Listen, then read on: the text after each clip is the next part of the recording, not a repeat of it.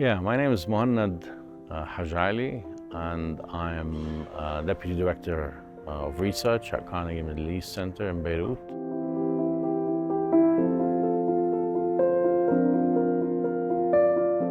In the MENA region, our engagement has been mostly with the general public, but also with policymakers, discussions over what should be done, let's say, in border regions in Yemen and Saudi Arabia.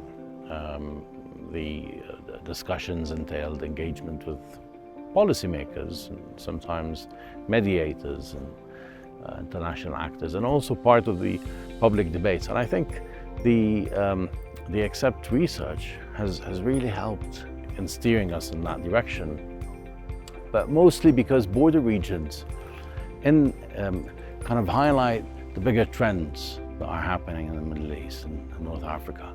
One, the weakening of the state, and in certain instances, the replacement of the state, or what we call the abdication of the state. And other instances, when we're talking about the illicit flows and networks, or the transnational ideas that occur in these border regions, and the failure of the nation state in certain instances, and the rise of local actors and localization. So in all of these trends, border areas highlights or presents earlier indicators of what will happen more on the national and the regional levels. So in that sense, we think that this XCEPT project over the past years has really helped us, one, understand these trends, and to engage with policymakers.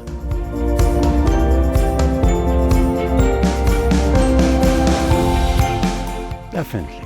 I mean, I would never imagine a Middle East institute collaborating with an institute in Asia and East Africa on that level of coordination. We're looking at multiple years in which we were coordinating all of our research efforts, and we were also producing collaborative work.